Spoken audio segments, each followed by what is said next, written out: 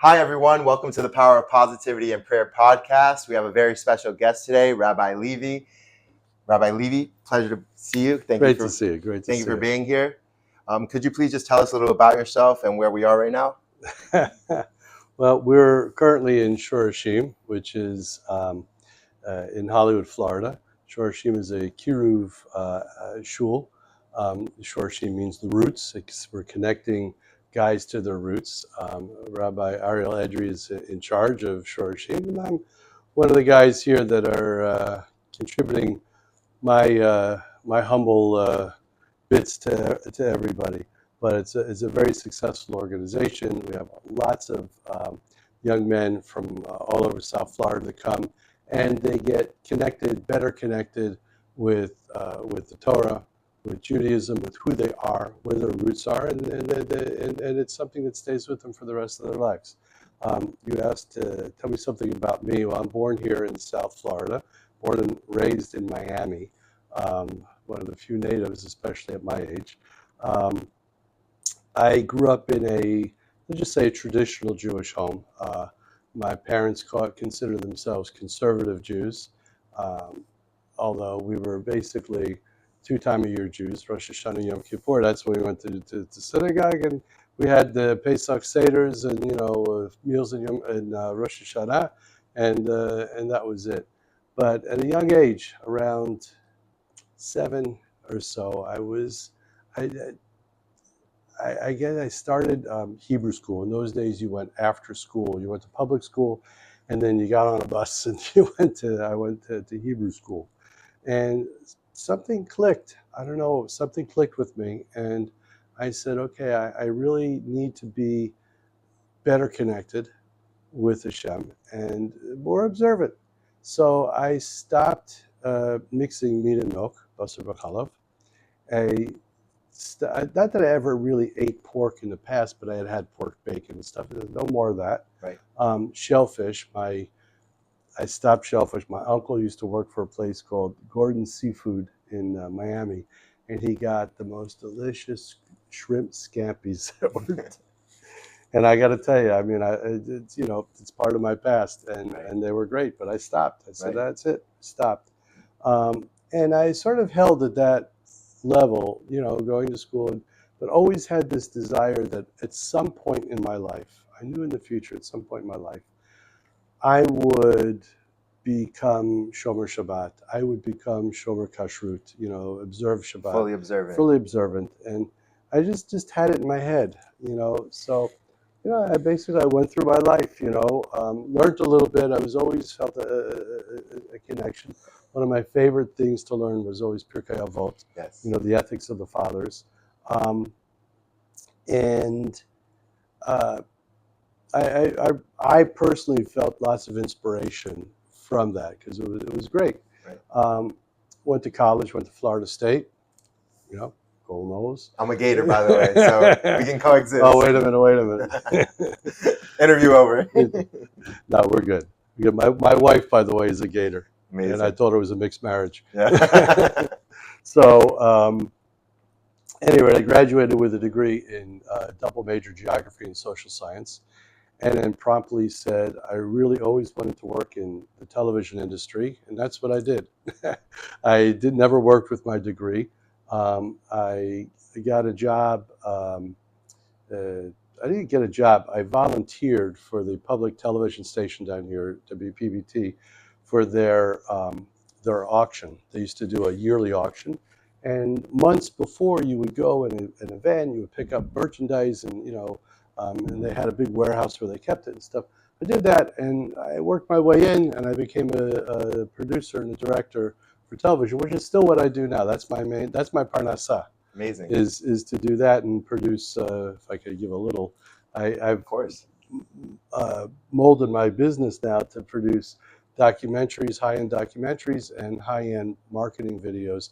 Marketing videos primarily, though, for nonprofit organizations, helping them to better solicit funds. And amazing. So you're giving back while still making right, your livelihood. Exactly, and it was a purposeful path because I said, I had the opportunity to go in, and I did for a while, to work and produce videos that were for what they say in Yiddish is shtiot.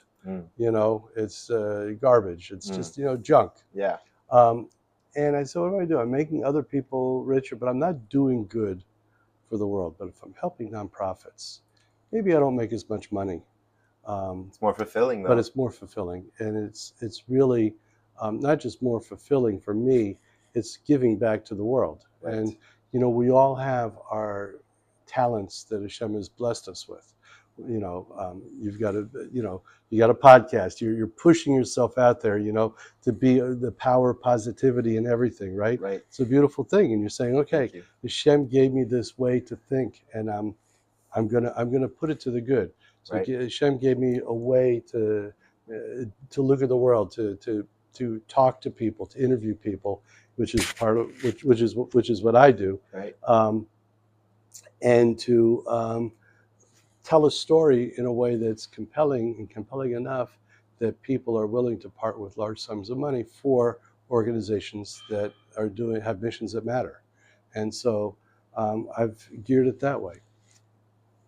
Going back a little bit, I was in my 30s, and I consider myself, obviously, I'm about to shuvah.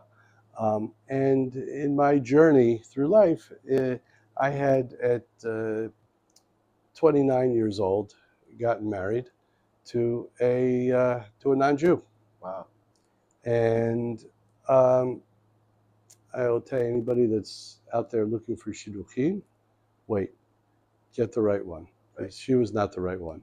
I'm not going to go through all the stories and all like that, but we ended up divorcing. And I have one of those, you know, they some people say there's these God moments, you know. Yeah. So I had one. I got coming to God moments, right? Not even coming to God. It's like there's a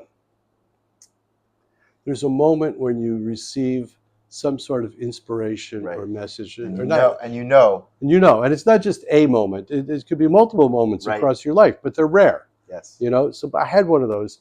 I was like I said, I was 30. I got married at 29, but now I turned 30. It was about 2 months later, and I was walking a dog. We had a dog. I was walking the dog, and it was night, and it was miserable in this relationship. And I should whatever. And it was at night, and the stars were out, and I was looking up at the stars, and some reason I thought, you know, this is it. My life as I know it is over. I've kind of feel like I've thrown it away. I'm going to be in this relationship because I was the kind of guy, and still am, that, you know, like, you have to work on relationships. You don't, which hopefully we could get to later on, but you don't just say, okay, this isn't working, I'm out of here. Right. You know, you have to give it some. So I said, this is crazy. And then there was like this voice in my head. This is that God moment that said, you know what? You're going to get through this. You're going to see. And I guarantee you, your life will turn out into the way that you want it to be. Yep. You just have to bear with me. That's right. And I said, okay. I got through it. I got divorced a number of years later. But then you have a beautiful wife now, and beautiful kids. Exactly. I've been to your house. You had me over for lunch, and you have a beautiful family, beautiful home now. No, thank you. Well, it's because Hashem has truly blessed me. It really, truly has, you know, in that way. And that was that was where I said, I know where I want to be with that, and thank God, Baruch Hashem, right, He has blessed me to be able to be there now. You know, so. It's for me, it's been a strong message that things are not always as bad as you think, and that Hashem puts you in certain situations because you need to be in that situation, right? Even if it's uncomfortable, even if it's you feel miserable. But I like to say, rather than say I feel miserable, or Hashem, why are you punishing me? Right? Because it's a sort of a normal thing that people would say, right? Of course, you're going through a bad time, or you're grieving, or you're having a difficult time, then you're saying, why me? Why are you punishing me? Because you're feeling bad in that moment. But I think what you're going to get to is that it's ultimate for your benefit. Well, yeah, I am getting to that. But the way I've chosen to look at it is not why are you punishing me, but why are you challenging me? Challenge, yeah. Because the challenge is something that you can overcome and learn from exactly, and grow from. exactly. The challenge, if none of us had challenges in life, What's the point? what's the point, Right. right? There's a very famous episode of a show when I was a kid called The Twilight Zone. Yeah. And it was a story of a guy that he was a gambler. He tried to win it. He ended up getting run over by a bus. He died. Wow. And he goes, and he's in this place. It's beautiful. The food is delicious, and he's a gambler. There's pool tables and he can't lose everything. And there's all these women and everything. He's got everything what's laid out for him and all like that. And he's going along. This is fantastic. This is wonderful. I can't lose. And he's on the greatest high he could be. By the end of the episode, he's miserable. Mm-hmm. And he says to his guide, who looks like a regular guy, he says, if I'm in heaven, why am I so unhappy? And the guy turns to him and says, what makes you think you're in heaven? Oh my goodness. A great episode. Wow. But a great life lesson. Of course. Without our challenges, without having to overcome, we don't get to feel a sense of us. We don't get to feel a sense of not just accomplishment, but a sense of evolving, and I don't mean that like evolution, but evolving as a person. Right. Evolving, leveling up as a neshama, as a soul. Exactly. Your soul is rising. Every single challenge you have to go through it, like you said, because Hashem puts you in the place that you're supposed to be with the people you're supposed to be with. And he puts you in the challenges for your tikkun, whatever we're here to correct in this world, to fix yourself and learn from it. And, we were having conversation at the lunch table about reincarnation, about coming back, and, our soul needs a correction. And that's the reason we're here. And, ultimately, if we do have that soul correction and we do, have all the challenges, we overcome everything we're supposed to, our neshama will be taken out of our body and we'll go to Shemayim, because we won't have anything on this world to fulfill anymore or complete anymore. Exactly. I mean, it's all about evolution. Not evolution, I'm sorry, the wrong word. It's all about elevation. Elevation. Right? And, if you want to elevate physically, you want to elevate in the world, you want to elevate in the building, right? You got to climb the stairs. Right. Climbing the stairs is not always comfortable. Right. But step by step. And when you get to the top, all of a sudden you're like, okay, wow, this is great. Look at the view. Exactly. And it's the same thing. We need to elevate our souls, our neshama, and elevating them. Sometimes it takes work. It's not always comfortable. It's not always an easy thing. It's a challenge, and Hashem gives us those challenges. Yeah. But as you say, the challenge that we ourselves are able to overcome, and that's the important thing, and to bear it in mind and know it, even when it seems that you can't overcome it. Somehow there's a way. Right. Excuse me. I'm sorry. It's not you. No worries, Labri. It's the truth. That's why I would say there you go. Sneeze on the truth. So thank you for that amazing intro and your background and where you came from. And I think, honestly, I find a lot of inspiration in you, because myself, I'm Baal Shuva. 7 months ago, I started keeping Shabbat. I started keeping kosher. I started coming to shul every single day, and it's been an amazing journey for me, and I'm growing in my journey as well. And this place, Shorashim, has been an amazing place for me to connect with young people that are also on their journey and learning and growing. And you and Rabbi Edry and Rabbi Gil have been amazing influences and inspirations and, mentors even. So I really appreciate everything that you're doing here. And so thank you. Thank you for everything you guys do, because it's invaluable having this place where people can come and they can learn and they can feel comfortable in an environment where there's books everywhere and there's rabbis to talk to, and things are in English and Hebrew, and it's not just like this is the only kind of people we're having here. You have all different walks of life. We have converts here. I see. We have we have Moroccans, we have Sephardics, we have Ashkenaz, we have all sorts of different sects of Judaism in here, and it's family. When you're here, you feel like you're at home. You're in a family, and so it's an amazing thing you're doing. 100%. Well, this is a team thing. It's not me. It's for sure. It's everybody. And like I said, Rabbi Edry started. It was his impetus that got things going, and then it's also everybody that not just comes and teaches here, and so on. It's people that support Shorashim, because we have a beautiful building that is, as you say, with many Sfarim, many books, Hebrew, English, even some Spanish, Mm-hmm. that are geared to the community. And so it's just it's an amazing thing. And you could, if you knew some of the guys that you probably have met them, you just don't realize they're here learning and everything else like that. They started with like no background. And, you know, we've got guys that are now learning in yeshivas in Israel that came here with basically, they just knew they were Jewish. That was it, Wow. you know? Yeah, So, it's incredible. Yeah. And so everything is geared towards them. Right. That's perfect. So let's just now transition to the positivity part. Sure. Because you're an amazing person. I see you're always with a smile on your face. You're always having, important things to say. You're very inspirational. And so I think positivity is a big part of your life. So could you explain what it means to you and how you stay positive and what that means? Like, if it's a practice or is it a habit or have you built it up? And talk about that, please. Sure. So, well, I appreciate the kind words, because to be honest, I don't always feel positive. You know, that's a normal human thing. You can, it's impossible to always be I'm a positive, right? But I think that there's a thing, like there's a joke. Somebody says, oh. This is the worst situation in the world. And the guy says, come on, be positive, be positive. He goes, I'm positive it's the worst situation in the world, right? So that's one form of positivity, right? Right. So I think we have to turn it around. So, this is a challenging situation, and I'm positive it's going to get better, Right. Nice. And I think that's an important attitude to keep, because, first off, I'm a little bit older than you are, and I've gone through, which gives me a lot more life experience. And in life experience, you see that, you get proven to you, if you have your attitude in a good place, you get proven to you that somehow you overcome it. Mm-hmm. Somehow that challenge, you not just rise to it, but you overcome it, you beat it.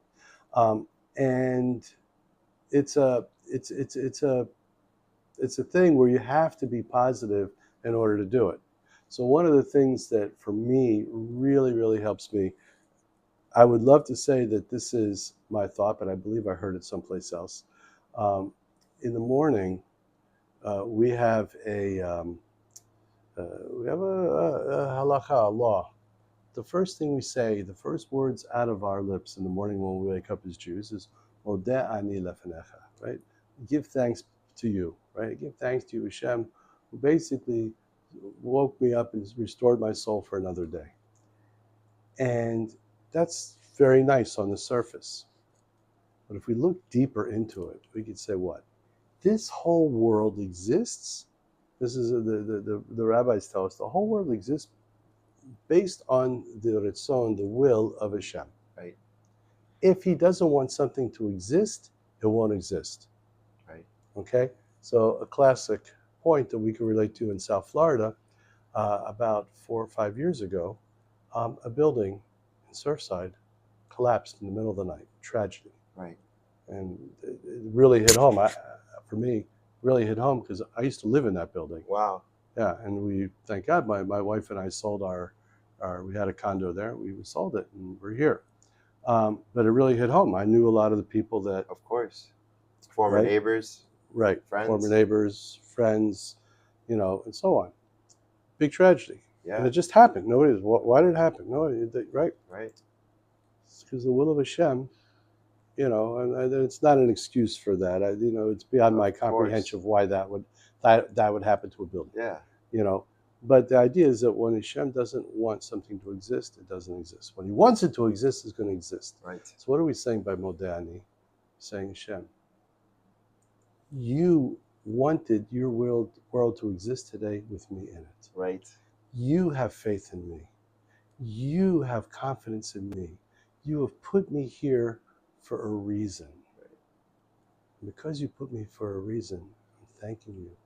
So profound. Here. And so that's one thing. The other thing that touched me, I learned this a long time ago, but it was one of those life-changing, attitude-changing moments for me.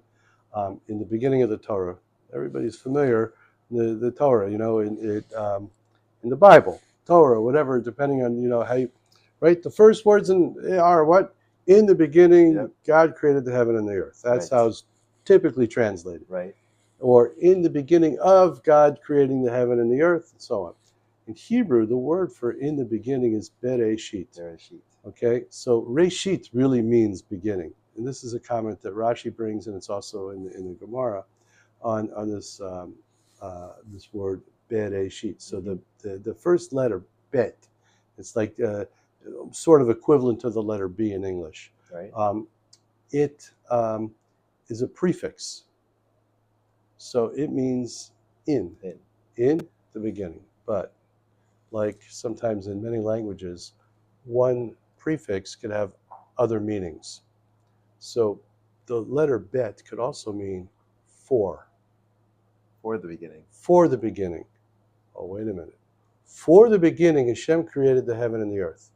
This is a little bit different meaning now, right? Right. So if it's for the beginning, so what is a beginning?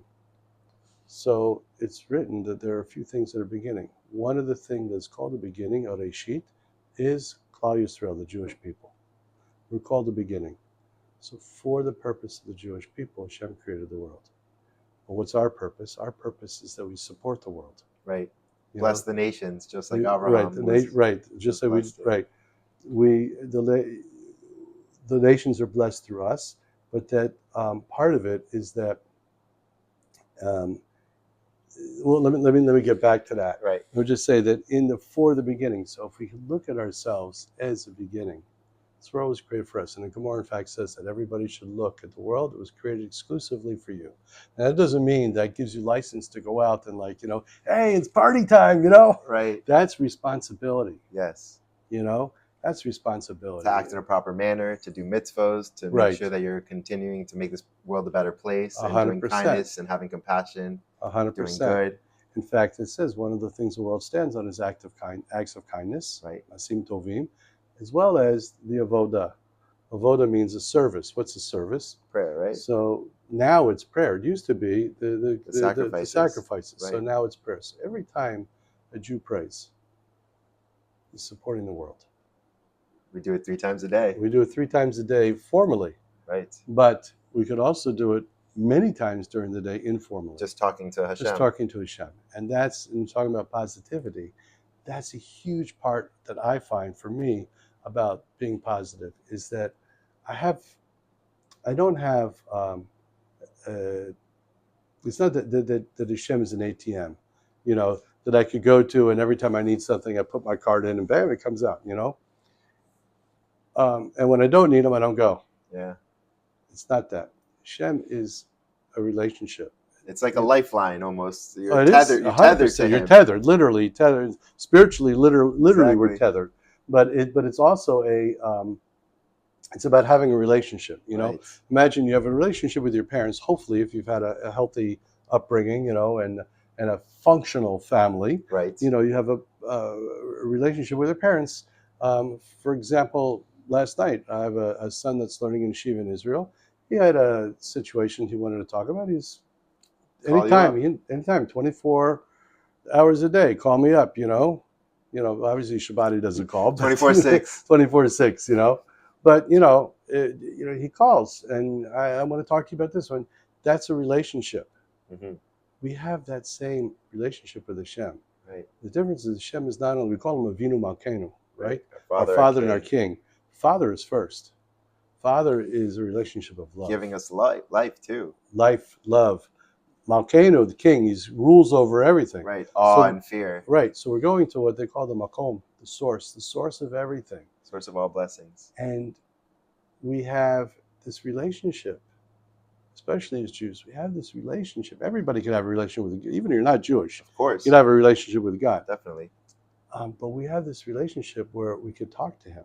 Mm-hmm. And it's not always necessarily, when I talk to God, it's not necessarily, I'm sitting down to formally pray.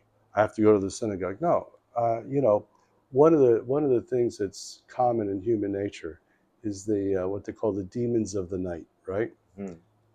They come in the middle of the night, and at 3 or 4 in the morning, you're suddenly awake, and you're like, oh my God, I'm worried about this, I'm worried about that, and blah blah blah blah blah blah. And that happens. Right. You're human. Human. Human, normal thing. So what happens? It's okay. I get up and I'll pace my house and have a conversation with God. Listen, Hashem, I'm overwhelmed. This area, I know I could work on and I could do something about. This area here, I got a problem, and I don't know how to do it. I don't know how to approach it. So do me a favor. You take that. Right. That's yours, because I can't do it. I can't, and somehow you'll guide me. It's a conversation, and it's not like oh, I hear a voice talking back to me. None of those kind of things like that. But you find that when you do those things, when you can do those things, you do get a message from Hashem. There's a book by Rav Fran called "Listen to Your Messages," and it's all about that. It's all about that Hashem sends us messages every day in our lives. Sometimes those messages are to sort of straighten us up. They're what they call a little patch. A little slap. A little slap. A little, come on, you wake up. Yep. And sometimes we need that. Sure. If you're a parent, you have kids. And for you, B'Shah Tovah, you should be a parent to get married and so on. A very eligible bachelor, by the way, I might say, but a very good guy. Appreciate it. And a very good guy. But when you have kids as a parent, you realize that sometimes the best good that you can do for them is to give them that little patch. I don't mean physically beat them or anything. A little wake up, but a shake. Something that opens their eyes. Right. A kickstart almost. Right. A great example. A little correction. Yeah. A great example that I read once was that when you have kids, you take them in to a doctor. The doctor is going to say, listen, they need a vaccine, they need a shot. That hurts the child. They don't necessarily understand. It's a 3-year-old kid. They're getting a needle and they're crying and they're, what does that child do? They're upset. Why are you doing this to me? And then they go and they hold on to you as tight as they can. Right. They cling on to you. They cling on to you, So if a child can do that without any understanding, us that have understanding, when we get that, we really have to cling on to Avinu Malkeinu. Of course, because we have the intellect, we have the wisdom and understanding and knowledge that He gives us, and we read in the Amidah every day. Give us the wisdom, understanding, and knowledge to perceive you, to know you, to see you in everything we do. 100%. So it's really, having that in mind. That's I think adds to the positivity of things and the positivity of life. With things, and then, specific examples. I could give you so many examples in my life where I felt, inside, I felt like what's going on, and I still had maintained positivity. So I started this dialogue, right? They call it, I can never pronounce this correctly in Hebrew, Hizbutadut, right? Yeah. And you just talk to Hashem. Talk to Him. So a lot of times, walking to shul in the morning, if I'm walking by myself, it's a 15, 20-minute walk. I just talk to God. Wow. And what I do, I just talk gratitude. Right. What a beautiful day. Thank you for my legs. Thank you for making me 100%. See. Thank you for my family, my house. Just be grateful. I can breathe. I can see, I can feel. A lot of people take it for granted. We have all these abilities. Again, like you said, we thank God. The first thing we do in the morning, we thank God for waking us up, restoring our souls. A lot of people aren't lucky enough and blessed enough to wake up that morning, right? You go to sleep and you don't know if you're going to be waking up the next day. That's why we always say, today is the only day we have. We have to live in the moment. And I think that's also something that you can have positivity in. You can have positivity to know that, yes, whatever happened in the past, the mistakes, the challenges, anything that happened before, you're overcoming it and you're here today because Hashem wants you to continue to be in this world. So be positive in the moment today. Be positive for all the things that are happening around you and take solace and gratitude in everything that you have in front of you. They say that if you're thinking about the past, you're depressed, and if you're thinking about the future, you're anxious. But if we're thinking here now in the present, it's a gift. So we have to understand that. And I think that's a lot of the positivity I have myself personally, that knowing that every day is a gift and every day you're going to have new things happen to you and everything is renewing itself. Like we say Hashem renews every single day, right? He brings the sun from the east, pierces the firmament, and brings the sun rays. Right. And he does that continuously. And by him speaking, he's creating everything in front of us at all times. Right. And so if any time he says, I don't want this world to exist anymore, he just doesn't talk. It doesn't create what we're seeing in front of us, and then it'll cease. It's gone. Yeah. Yeah. And that's why the brachot, the blessings that we say, are in the present tense. Right. They're not, you brought this, they're present tense. Right. You give us fruit from the trees, or from the earth, or right. whatever it is. But you bring up a really good point, and that's about the past. Something that's tangible, you can do something about. The only thing that we have that's tangible is the present time. Right. We could plan for the future. Hopefully things happen, right? Yeah. But what's in the past is in the past, and you can't change it. The only thing you can do is move forward. Right. Now, that doesn't mean that if you made a mistake in the past, you can't correct that mistake. Exactly. And that's another thing about positivity, is that you can let past mistakes, you have a choice in the present to let past mistakes bring you down, or you have a choice to say, I can learn and grow from those past mistakes, and I can even correct those past mistakes. Right. A great example is, a very simple example is that you insulted somebody. All right, it's in the past. Should I forget it? Well, listen, but you could go and you can apologize, and you can make amends. Listen, I'm sorry. Listen, we're brothers. We're sisters. I was wrong. One of the hardest things, by the way, it's ego, right? You got to release your ego. Right. It's and listen, we all fight it. We all fight ego, because the ego is the we part want of to the think we're right. Right. And you have to realize that we're also too proud sometimes. One of the greatest lessons I learned when I was in yeshiva for smicha was from the Rosh Yeshiva, Rabbi Avi Levy, and also local guy down here, wonderful, big Talmud Chacham. And we would ask questions, and there's, what about this situation when you're learning halakha? And often enough, he would say, it's a good question, I don't know. I don't know. I'll check back and I'll bring the answer tomorrow. Yeah. And there were even some occasions when he came back and said, listen, I know what I said yesterday. I was wrong. I checked into it and I made a mistake. Okay. Owning up your mistakes is sometimes even the biggest thing you can do. Right. Because it was a huge lesson for me, because, you have a title, whether it's rabbi, doctor, whatever it is, Mr., Mrs., Ms., whatever your thing is, we feel like I can't make a mistake, but you have to be able to say, I made a mistake and I have to correct it. Right. Or I don't know. Those are big words. And once you could get yourself into the habit of doing those things, you're going to find more positivity comes back into your life. For sure. Because you're not fighting yourself. You're not sitting there going, because inside, I was wrong, but I got to fight that, and I got to prove that I was right. Right. You're taking all this time to prove that you were right, and really inside, you're wrong. That brings you down. Exactly. Because you're beating yourself up. Right. As opposed to saying, okay, I made a mistake, I was wrong. Yeah. All right. I think it's surrendering control, right? We want to be in control of a lot of situations. Yeah. We want to say that we have the power to control how our lives end up, but we always have to surrender to Hashem and know that He's in ultimate control. We have to put forth the effort, right? Every day we have to wake up, we have to show up, we have to do, build our relationships, we have to fix our relationships, we have to go to work, and we have to make a livelihood, we have to come to shul and pray.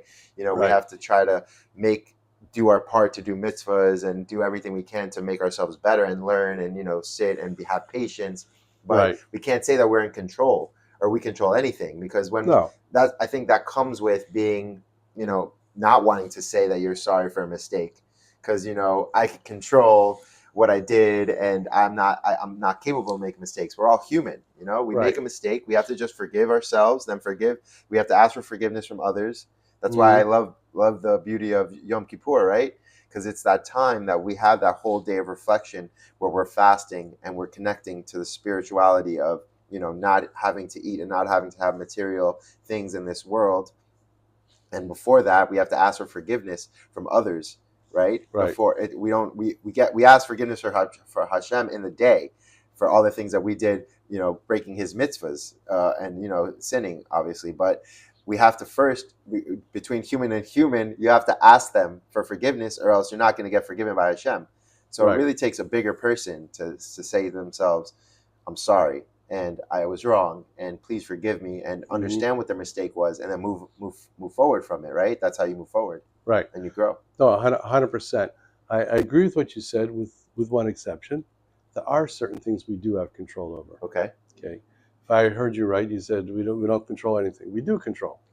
We can't control our emotions. Right. And we can't control what we do with things, and we can't control our actions and how we do things. True. Right? And we learned that directly from the Ten Commandments. Most people are familiar with the Ten Commandments, right? What's the last of the commandments is not to be jealous, not to covet, right? Yeah. Not to be desirous. Don't cover your neighbor. Right? So it's a big question. Right. If the Torah is telling us not to be desirous of what somebody else has, what's he telling us? That we are in control of how we feel. Mm-hmm. We are in control of our emotions. Right.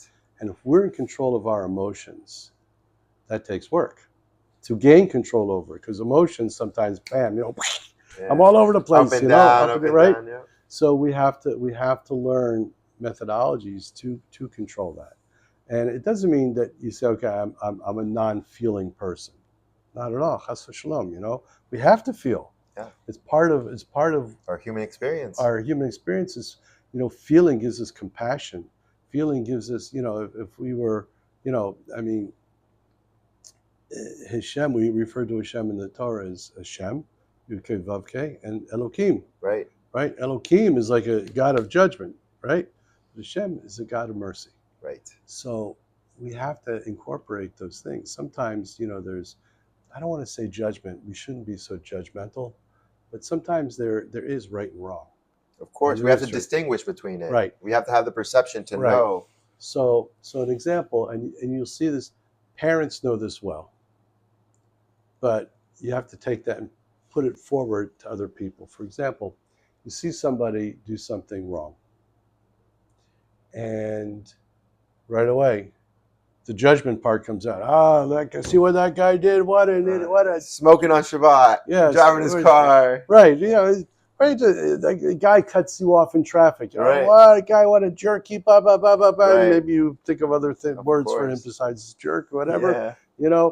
And he was wrong, and that was it. And if a police officer saw him do that, he'd pull him over, give him a ticket, blah, blah, blah. Right. But the mercy part has to say, wait a minute. Maybe there's something he's going through. Something he's going through. Yeah. Maybe he's running home because he got a call from his wife. The son fell, or this or that. He's got to get, there's all sorts of different things. We don't know the whole story. Maybe he's late for work, and if he's late one more time, they're going to let him go. Fire him, and then he has no income. Exactly. So we have to, give benefit of the doubt. We have to consider other things. And if we can consider other things, then we could say it doesn't mean that what the person did was necessarily right. It was right for them. Right. And we have to say, okay, I got to let that go. Because why? Because we want to take it personally. It really wasn't personally. They're the ones that have the issue. Yeah. Whatever that issue might be. So, okay, right. I got to move on. We say that when you judge others favorably, Hashem will judge you favorably. Right. So that goes into that theme where basically it's you have to judge everyone favorably because you never want to be judged by Hashem if you make a mistake, because you're going to ultimately make a mistake. No one's perfect. Right? You're going to continue to make mistakes. Even if you try your hardest not to, you're eventually going to fail. You're eventually going to make a mistake. You're not going to keep the commandment the right way, right? Obviously, there's certain things that we have to try to do as much as we can. Right. But in that moment, you're going to want to have the mercy of Hashem.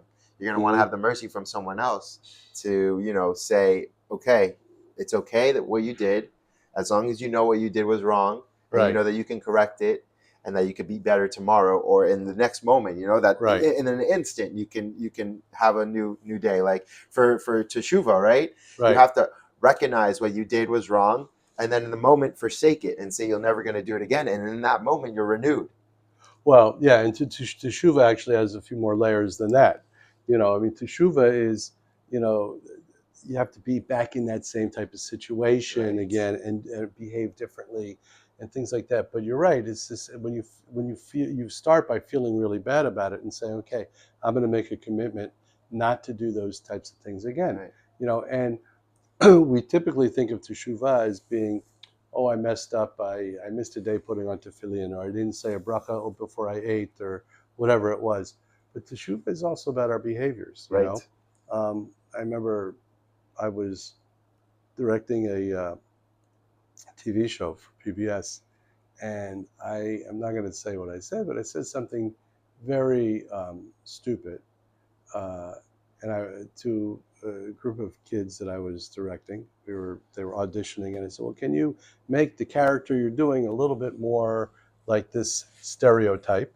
And I realized after the words left my mouth, it was insensitive. Yep.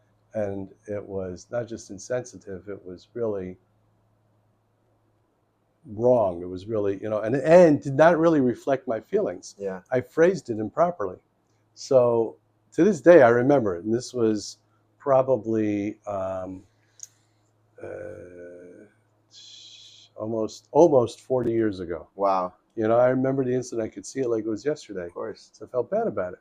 So I tried now to say, okay, I can't change that, but I can learn from it. Exactly. And so when you're put in the same situation later on, you're going to remember what happened, how you felt, what you thought afterwards, and now you're going to correct it. Exactly. Hopefully. Exactly. We have to, and that's a big thing in being positive, I think, is to think about how the other person feels when this, consider the other person. Have empathy and compassion. Right.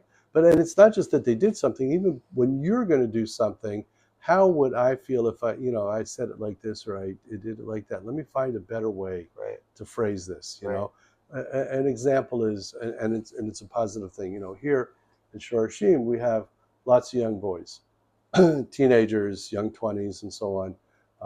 Guys like yourself, 24. All right, I know you're actually older. I know, but they're learning. Right. And how do I correct them without saying, "What are you doing?" Because you don't want to do that. Right. So. Because then you're going to discourage them from coming in. They're going to feel bad about it. You don't want to embarrass someone. That's the ultimate thing you don't want to do. Exactly, 100%. So you can correct somebody through positivity. Right. Take them to the side. Maybe give them an encouraging word first. Say, "I'm so glad you came to shul. You wrapped your tefillin like this, but you probably should put it here." Or, think about when you're wrapping this, or, I saw you were on your phone today. Maybe you shouldn't be on your phone, or, you're talking, maybe don't things talk. like that. And also, but thank you for coming, but even to compliment them, like I remember this one guy, this was actually an older guy. He would pray very loud. And it was very disturbing to me because for me, I mean, I'm not a native Hebrew speaker. Right. And so he was praying really loud, and sometimes his voice would jar you all of a sudden. You're like, you're waking up. I'm all of a sudden, I'm in the middle of it. And so I went up to him, and I'm just using this as an example. And I got lucky that day and was able to think of a good way to phrase it. I said, wow, you have such a beautiful voice, and it's so booming. I said, when you pray, everybody just I just can't help but pay attention to you. But I'm having difficulty because it's pulling me out of my tefillah. My tefillah. So please don't be upset if you see me change my seat to be further away from you. It's not about you. It's just about And he got the message, but it was all in like, wow, okay. And which means another thing is that it happened to me today. Right, there was a guy. His voice was a little loud, and it was bothering me. I didn't say anything to him. I just walked to the other side of the shul to continue at that point until he got himself calmed down. So to speak, right. Because people come and they're excited and they want to pray their certain way. You never want to discourage someone from praying in the way that they're praying. At the same time, like you said, it kind of has to be. You can't really disturb others. You're not really supposed to take other people out of the prayer. 100%. So, I could put myself and go up to him and say, "What's wrong with you? You're disturbing people. Just cut it out." Okay. It's a really negative way to say it. It's a negative way to do it. Positive The way. positive, right? And the more you practice these types of positive ways of doing things, it makes you more positive. You're surrounding yourself by that stuff. Definitely. And here's a big thing, by the way, talking about power of positivity. And it's so simple. Stop surrounding yourself by negativity. Right. Where do we get the most amount of negativity in the world? The news. The news, social media. Yep. It really, really is. News is all about finding fault, doing something. Here's what's bad today. Right. Here's what's negative today. There's machloket. There's this. You just look at the election we had. I actually wrote this out, and I'm going to do a little thing on it, but I'll say it here to get it over with. I'm not trying to be political here, but if you look at both sides of the coins here, right? Democrat, Republican, conservative, liberal. At the end of the day, we won, they lost. We're going to fight them again. We're going to win the next time. Right. This is all about winning or losing. That's such negative. The whole point is that we're a country. We're connected. Right. We have to be together. Right. In unity. Why can't it be? Look, the majority of the people felt that our point of view should be leading things now. However, let's take into consideration the other points of view, and that would apply whether or not it had been Trump that won or Harris that won or whoever it was. We have to find ways of working together. But if you enmesh yourself into the social media and into the news, all you're hearing is pitting negative. Sides against each other. And even okay, we're all concerned about Israel and what's going on with Hamas and Hezbollah and Iran and all these things. Hashem ultimately controls everything, right? So you can't help but see certain things that are in the news and like that. But if you obsess about it, I know many people, they got, especially a year ago on October 7th, they got so obsessed. And this is it. Oh my God! And it's like. You're giving yourself aggravation and nervousness and anxiety. There's a reason, obviously, for it. But if you separate yourself from that and just say, Hashem's in control, right? He's going to make everything happen the way it should. I'm here. I'm trying to be. I'm trying to be positive. I can give back with my prayers. I can donate. I can go and volunteer.